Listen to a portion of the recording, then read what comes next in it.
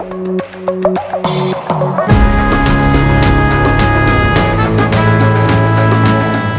நம்ம சேனலில் பார்த்தீங்கன்னா மதிமாறன் படத்தோட ஹீரோ வெங்கட் செங்குட்டுவன் வந்து ஒரு இன்டர்வியூ தர போகிறாரு. அந்த இன்டர்வியூ தான் நம்ம பார்க்க போகிறோம். எங்களுக்கு லொக்கேஷன் ஸ்பான்சர் கொடுத்த இன்ஸ்டா கஃபே, இது வந்து நம்ம சந்தைப்பேட்டையில் பராமசம் ஸ்ட்ரீட்டில் இருக்குது. மறக்காமல் வந்து எல்லாமே இங்கே ட்ரை பண்ணி பாருங்கள். எல்லா டிஷ்ஷஸும் ரொம்ப சூப்பராக இருக்குது.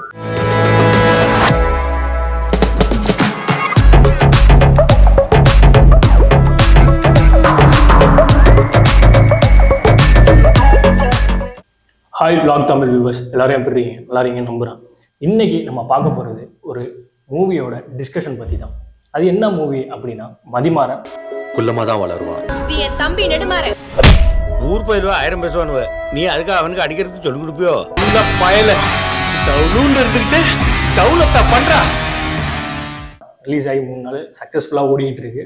இங்கே நம்மளுக்கு ஒரு விஷயம் சொல்லுவாங்க, movies can fill void and gap of our life அப்படின்னு ஒரு விஷயம் சொல்லுவாங்க. சிம்பிளாக தமிழில் சொல்லணும்னா, ஒரு 2 மணி நேரம் படம் பார்த்தோம்ப்பா, செம்மையாக இருந்துச்சுப்பா, என்ஜாய் பண்ணப்பா, வந்தப்பா அப்படிங்கிற ஒரு மோடில் தான் நம்ம மக்கள் எப்போவுமே இருப்பாங்க.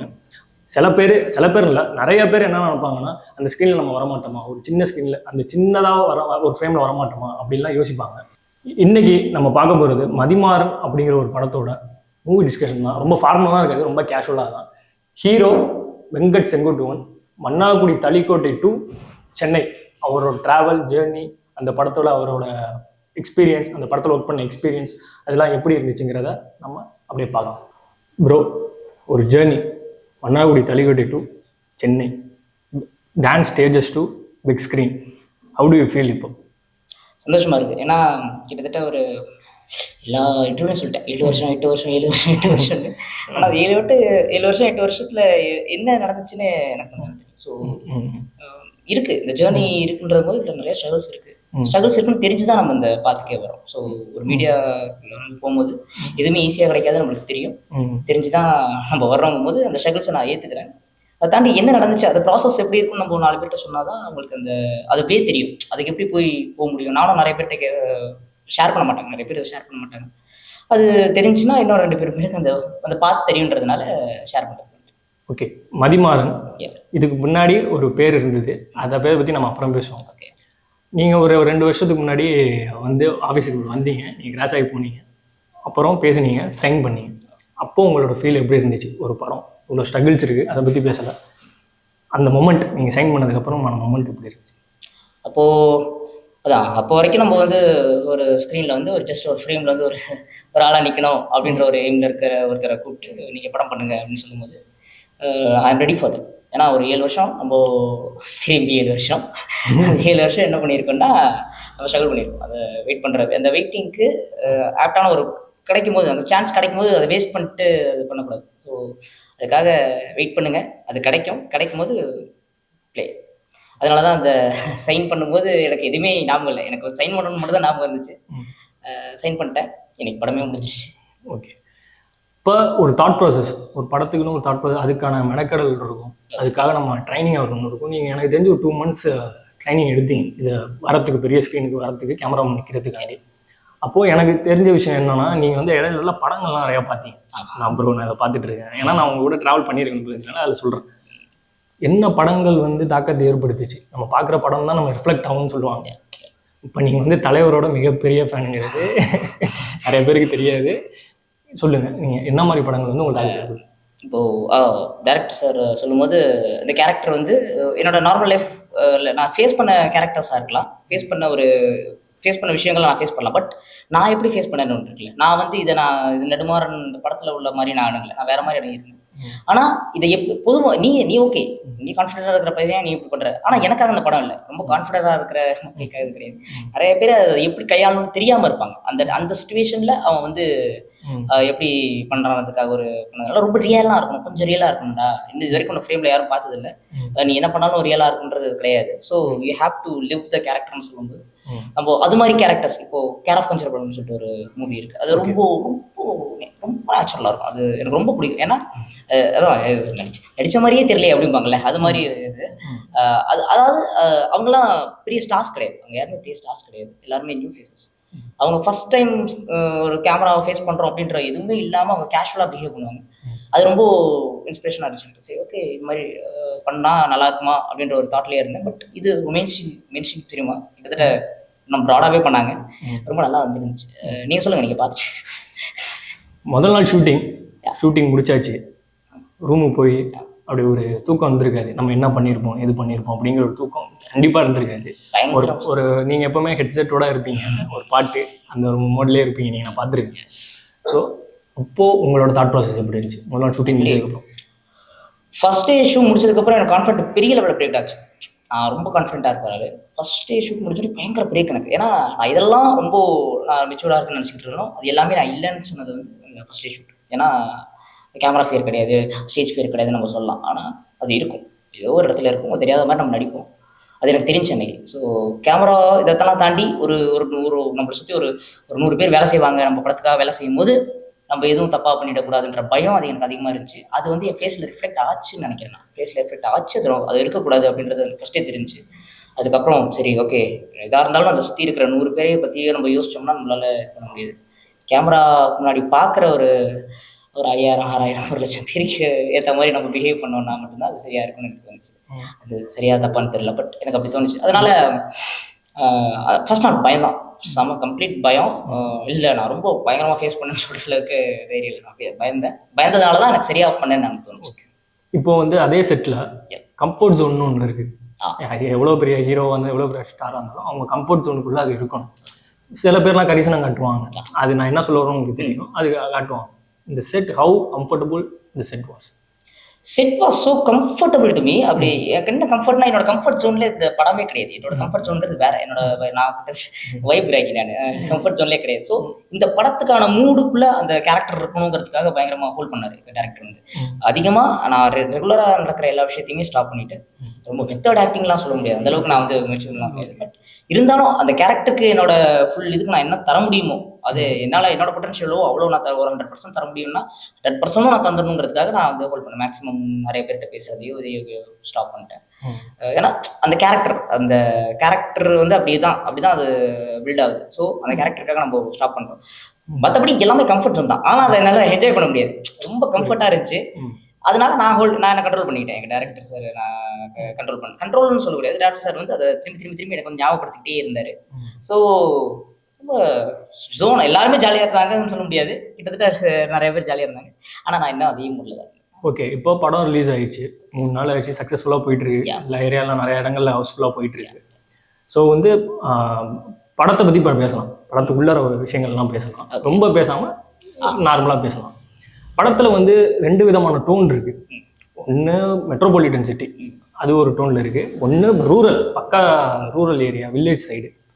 இதுக்கு 2த்துக்குமான ஒரு டிஃப்ரென்ஷியேட் பண்ணிருக்கணும் நீங்கள். அதுக்கு எப்படி ரெடி ஆகும்? அதான் என்னோட லுக் வைஸ் வந்து என்னை வந்து ரொம்ப சேஞ்ச் பண்ணணும்னு நினச்சாரு. நீ இது வரைக்கும் என்ன நீ ட்ரை பண்ணதில்லை அப்படின்னு கேட்டார். அதுதான் ஃபஸ்ட்டு கேட்டது. லுக் வைஸ் நீ வந்து இது வரைக்கும் நீ என்னவா தெரிஞ்சியோ அதை கம்ப்ளீட்டாக சேஞ்ச் ஆகணும். இந்த நெடுமாறன் கேரக்டர் இப்படி தான் இருப்பான், இதுக்கான லுக் நீ வந்து சேஞ்ச் ஆகணும். ஸோ உன்னோட கம்ஃபர்ட் ஜோன்லேருந்து நீ வெளிலவான்னு சொல்லிட்டு தான் அது பண்ணார். அந்த லுக் டிஃப்ரென்ஷியேஷன் கூட படத்துக்கு வந்து அந்த வில்லேஜ் அண்ட் இது டோனுக்கு வந்து பெரிய இம்பார்ட்டன்ஸ். ஏன்னா Parvesh sir, cameraman Parvesh sir வந்து அவ்வளோ இம்பார்ட்டன்ஸ் கொடுத்தாரு எனக்கு. ஏன்னா இவங்க ஹீரோயின் வராதையும் சரி, அவங்களுக்கு அந்த டிரான்ஸ்ஃபர்மேஷன் வந்து நம்ம ஹெவியாக காட்டினா மட்டும்தான் அது உட்காரும். ஒரு எத்தனை வருஷம் அது ட்ராவல்ன்றதை வந்து நம்ம அதெல்லாம் மட்டும் தான் காட்ட முடியும். ஸோ நம்ம எங்கேயுமே அது பீரியட் எதையும் மென்ஷனே பண்ணல. ஸோ அது மாதிரி இருந்தால் தான் அது நல்லாயிருக்கும்னு சொல்லிட்டு அவங்க பெரிய ஒர்க் பண்ணாங்க. தாண்டி அவர் டெக்னிக்கலி நிறைய டேர்ம்ஸ் யூஸ் பண்ணார், எனக்கு என்னன்னு தெரியல. ஆனால் ஸோ கம்ஃபர்ட், எப்படி சொல்கிறது, ஊர்லேயும் சரி சென்னையிலையும் சரி அட்மாஸ்பியர் வந்து ரொம்ப ஃபேவரபுளாக இருந்துச்சு ரெண்டுக்குமே. திடீர்னு நாங்கள் முதல் நாள் வரைக்கும் அங்கே சரியான மழை, அது எங்களுக்கு கம்ஃபர்ட் பண்ணி கொடுத்துச்சு காளையார் கோயிலில். சென்னையிலையும் கிட்டத்தட்ட ஷூட்டுக்கு ஒரு 1/2 மணி நேரம் முன்னாடி மழை பெய்யும், பட் திடீர்னு நம்மளுக்காக கொஞ்சம் இயற்கையே நம்மளுக்கு எல்லாமே நல்லதாக பண்ணுது அப்படின்ற மாதிரி கிரியேட் பண்ணிடுச்சு. இயற்கையும் சேர்த்தா என்வாரன்மெண்ட்டும் சேர்த்து தான் எனக்கு வந்து கம்ஃபர்ட் கொடுத்து. ஸோ அந்த 2 டிஃப்ரென்ஷியேஷன் நாங்கள் காமிச்சிருக்கோம். அது உங்களுக்கு எவ்வளோ தூரம் ஒர்க் அவுட் ஆயிருக்கு நீங்கள். ஓகே, இப்போ வந்து ஸ்டண்ட்டு பற்றி பேசலாம். இப்போ பொதுவாகவே வந்து ஸ்டண்ட்டில் வந்து ரோப் யூஸ் பண்ணி அதெல்லாம் பெரிய பெரிய படங்கள்லாம் பண்ணுவாங்க. இந்த படத்தில் அவ்வளோவா ஸ்டண்ட் இல்லாகட்டும் அதுக்குன்னு ஒரு மெனக்கடல் இருக்கும். இது பர்சனலாகவும் சொல்ல போனால் உங்களுக்கு வந்து 2 இடங்கள்ல அடிபட்டுச்சு. ஒன்று வந்து அந்த கிச்சனை உடச்சிட்டு உள்ளே போய் அந்த சீக்வன்ஸில் வந்து உங்களுக்கு கையில் அடிபட்டது. இன்னொன்று வந்து அந்த ஒரு முக்கியமான குரூஷியலான டைமில் சேவ் பண்ணுற அந்த போகிற டைமில் வந்து காலில் அடிபட்டுச்சு அவங்களுக்கு. 2 இதில் ரத்தம் கட்டி ஒரு மாதிரி இருந்தீங்க. அது பெயின்ஃபுல் தான். நீங்கள் இந்த ஆக்டிங்கை அந்த பெயின்ஃபுல்லான விஷயத்தை எப்படி முயற்சி பண்ணி அது அது ரொம்ப யதார்த்தமாக நடந்துச்சு. நான் என்னோட நல்லா மேட்ச் பண்ண முடியும்னு நினச்சேன். பட் நான் கிட்டத்தட்ட ஃப்ளெக்சிபிள், ஐம் ஸோ ஃப்ளெக்சிபிள். அதை தாண்டி ஒரு விஷயம் நடக்கும்போது அது அப்படி ஆயிடுச்சு. வித்தவுட் ரோப் ஒன்று ட்ரை பண்ணி பார்ப்போம் அப்படின்னு சொல்லிட்டு பண்ணால் அதுக்கப்புறம் அது நாங்கள் இது ஒர்க் அவுட் ஆச்சு. கிட்டத்தட்ட அந்த ஷாட் தான் வச்சுருக்காங்க இதில். அதுக்கப்புறம் அதான் என்னோட பாடி எனக்கு ஏன் அவ்வளோ ஒத்துழைச்சுன்னு எனக்கு தெரியல. அன்னைக்கு எனக்கு பெயினாக இருந்தாலும் அடுத்த நாள் என்னால் எந்திரிச்சு கிட்டத்தட்ட 35 நாள் இந்த படம் முடிஞ்சிச்சு. உங்களுக்கு தெரியும், 35 நாள் கிட்ட இந்த படம் முடிஞ்சிருச்சு. அடுத்த நாள் எல்லாருமே அடுத்த டேக்கு ஒர்க்குக்கு எல்லாருமே தயாராகும் போது என்னால் ரெஸ்ட் எடுக்கணும் அப்படின்ற ஒரு முடியல. ரெஸ்ட் என் பாடி எப்படி அது கம்ஃபர்ட் இதாச்சுன்னு எனக்கு தெரியல. அதுவாக நடந்த மாதிரி தான் இருந்துச்சு. ஸோ அது தெரியல. இது செம்ம ஹாப்பி. Okay okay okay. இப்போ வந்து படம் இப்போ நிறைய பேர் பார்த்துட்டாங்க. நிறைய பேர் சொன்ன ஃபீட்பேக்ஸ்லாம் நிறையா வந்துகிட்டு இருக்கு. அதில் ரொம்ப அதிகமாக வந்த ஃபீட்பேக் என்னன்னா, பெர்ஃபார்மன்ஸ் மறட்டிட்டாரு அவரு, பயங்கரமாக மறட்டிட்டாரு, ஒரு டெபியூட்டன்ட் மாதிரியே தெரியல. நீங்கள் அதுக்கு முன்னாடி பண்ணியிருக்கீங்க, சின்ன சின்ன அந்த விஷயங்களை ஓட்டிடிக்கு பண்ணியிருக்கீங்க. டெபியூட்டன்ட் வந்து இந்த அளவுக்குலாம் ஷோல்டர் பண்ணிட்டு போக மாட்டாங்க. ஏன்னா பெரிய பெரிய ஸ்டாருங்களுக்கு அது சொல்லுவாங்க, அவங்க இவர்னால தான்ப்பா படம் அப்படிங்கிற மாதிரி. அந்த டைமை வந்து இங்கே நிறைய பேர் சொல்கிறாங்க, ரிவ்யூஸ்லாம் நிறையா அப்படி தான் வந்துகிட்டு இருக்கு. அதை நீங்கள் எப்படி பார்க்குறீங்க? படம் சைன் அதாவது ஜிஎஸ் சினிமாஸ் கிட்ட நாங்கள் போய் சைன் பண்ணும்போது ஜிஎஸ் சினிமாஸ் வந்து நான் யார், என்ன பேக்ரவுண்ட், என்ன பண்ணியிருக்கேன் எதுவுமே கேட்கல. மற்ற டேரக்டர் என்ன சொன்னாரோ, இந்த பையனை வச்சு நீங்கள் பண்ணும்போது கான்ஃபிடென்ட்டாக இருக்கீங்களான்னு கேட்டார். கான்ஃபிடென்ட்டாக இருக்கேன்னு சொன்னோன்னே ஓகே பண்ணலாம் அப்படின்ட்டாங்க. ஸோ அவர் மந்த்ரா தான் சொன்னார். அவங்க உன்ன நம்பலை, இன்னும் ரொம்ப நம்புறாங்க. புரியுதா? இந்த பையனால இந்த படம் எலிவேட் ஆச்சுன்னு தான் இருக்கணும். இந்த பையனுக்கு பதிலாக வேற யாராவது ஒருத்தர் போட்டுருந்தா அந்த படம் நல்லா இருந்திருக்கும் அப்படின்னு எந்த விதத்துலையும் யாருமே சொல்லிடக்கூடாது. அதுக்கு மட்டும் நீயோட வேற எதுவுமே நீ கேர் பண்ணிக்காத, இந்த படம் கண்டிப்பாக ஜெயிச்சிடும் அப்படின்னு சொன்னாரு. நான் அன்னையிலேருந்து இந்த வரைக்கும் என்னால இந்த படம் வந்து ஒரு பாயிண்ட் கூட கீழே போயிடக்கூடாதுன்றதுல கொஞ்சம் கான்ஃபிடென்ட்டா இருந்தேன்.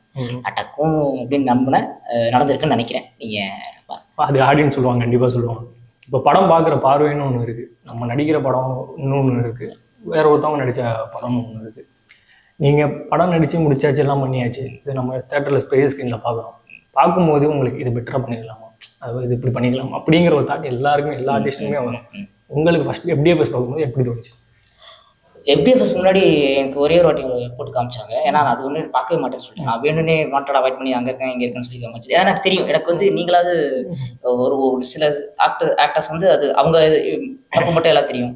நான் வந்து நான் பண்ண டான்ஸ் வீடியோவே கிட்டத்தட்ட ஒரு 100-150 வாட்டி பார்ப்பேன்.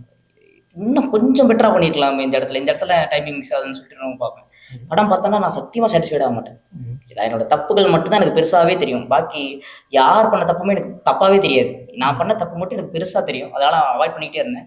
அது பார்க்கும்போது என்னோட தப்புகள் மட்டும் எனக்கு தெரிஞ்சு படமாக நான் அப்படி பார்த்தேன்னு நினச்சி நம்பல. அதுக்கப்புறம் வேலை சொல்ல ஃபர்ஸ்ட் ஷோ பார்க்கும்போது வேற ஒருத்தர் நடிச்சிருக்காரு அப்படின்னு நினச்சி பார்ப்போம் அப்படின்னு நினச்சி பார்த்தேன். ஆக்சுவலி ஃபர்ஸ்ட் ஆஃப் வரைக்கும் பயங்கர நல்லா இருந்துச்சு. பரவாயில்லப்பா அப்படின்ற மூடில் இருந்துச்சு. செகண்ட் ஹாஃப்க்கு அப்புறமேக்கு இதெல்லாம் வந்ததுக்கப்புறம் இன்னும் எல்லாருமே நல்லா எலிவேட் பண்ணியிருக்காங்க. ஃபர்ஸ்ட் ஹாஃப் வந்து MS பாஸ்கர் சார் அவங்களும் ஸ்கோர் பண்ணியிருப்பாங்க. செகண்ட் ஹாஃப்ல வந்து எல்லாருமே அவங்க போர்ஷன் கரெக்டாக பண்ணிட்டாங்கும் போது பரவாயில்ல, நம்ம 10ஓட 11 தெரியுதுன்னு நினச்சி பரவாயில்ல, ஓரளவுக்கு நல்லாவே பண்ணியிருக்கோம் அப்படின்னு தோணுச்சு. எனக்கு கான்ஃபிடன்ஸ் நல்லா பண்ணியிருக்கேன். இப்போது பெர்ஃபார்மன்ஸ் வைஸ் பேசும்போது உங்கள் பெர்ஃபார்மன்ஸ் பற்றி இப்போ பேசியாச்சு. MS பாஸ்கர் அவங்களோட பெர்ஃபார்மன்ஸ்லாம் நம்ம பேசுறதுக்கு என்னென்ன பேச முடியாது.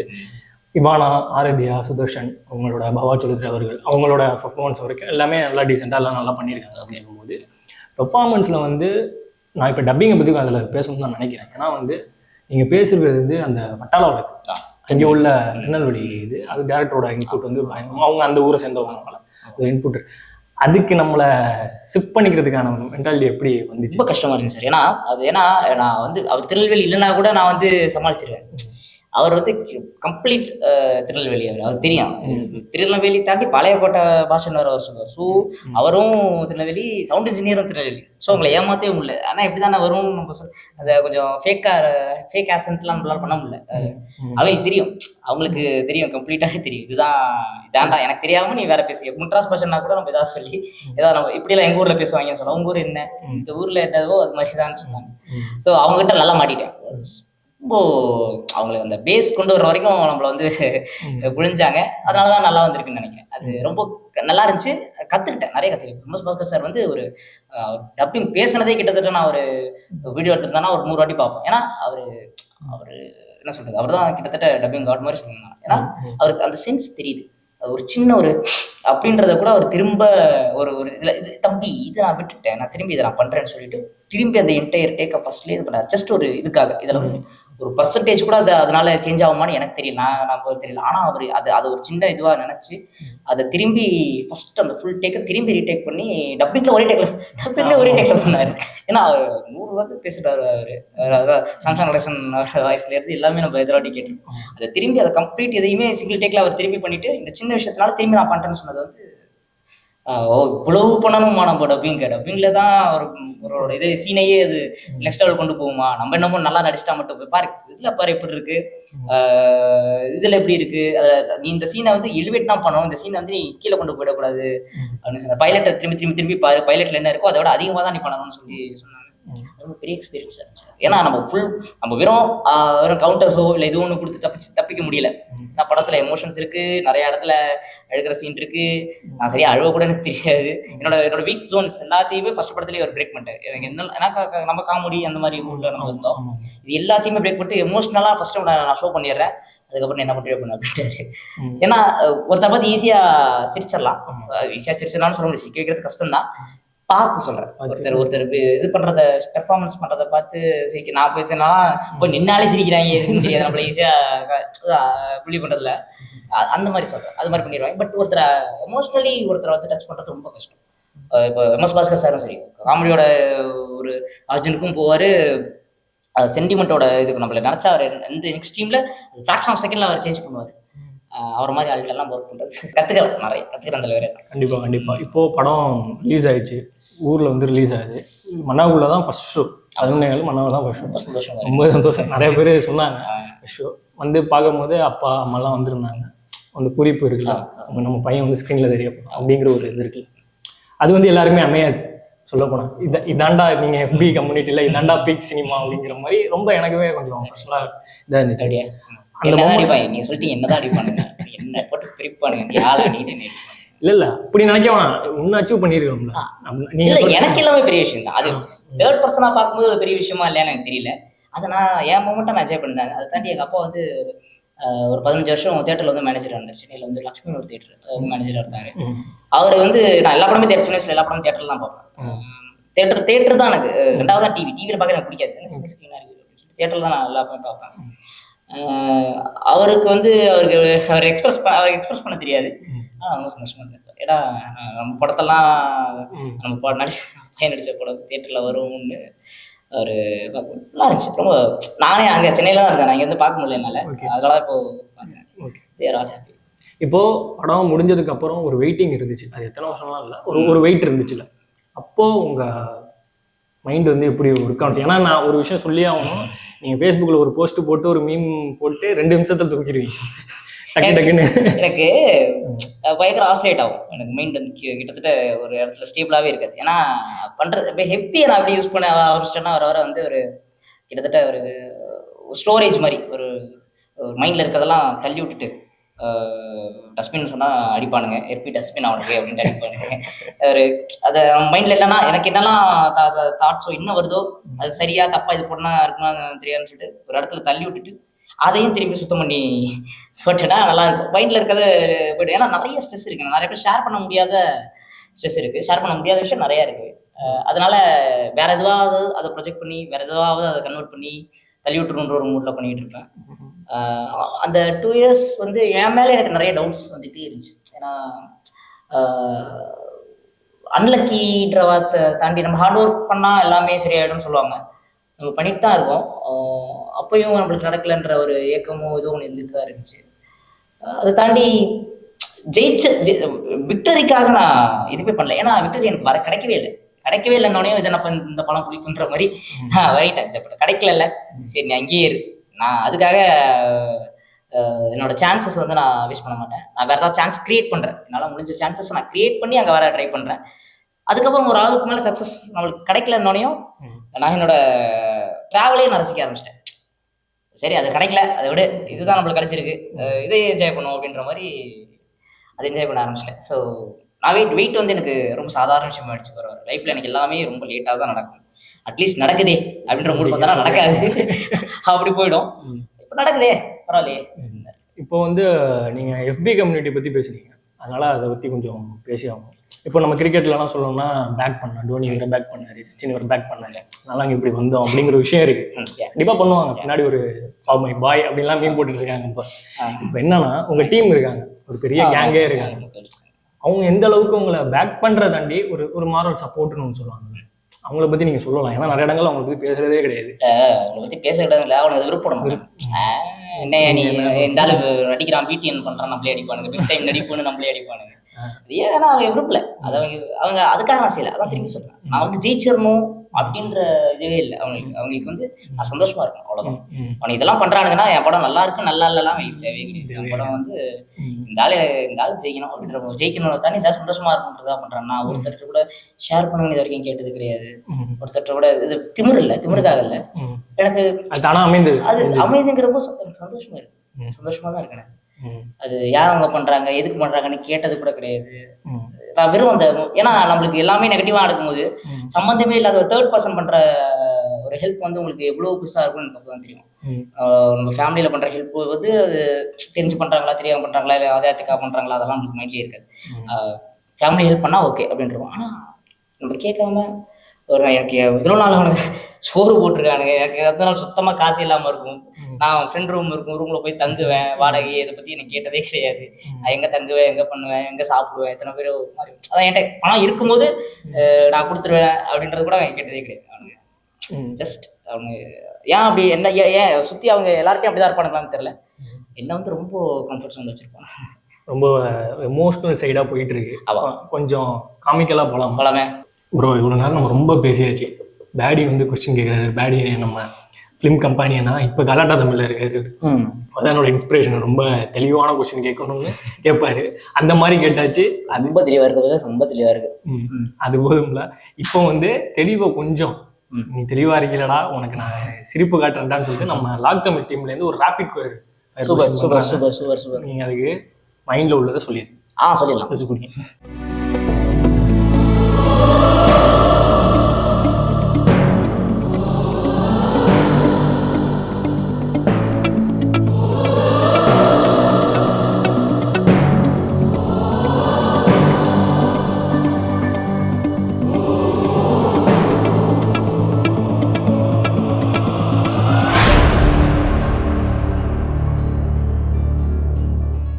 ஏகேவா தளபதியா?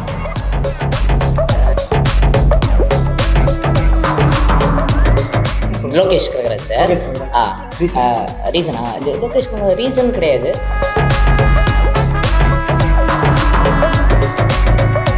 கேகே ரீச் ஆகிற அளவுக்கு பண்ணுவாங்க. சும்மா இருங்க, அதெல்லாம் ஃபேன்ஸ்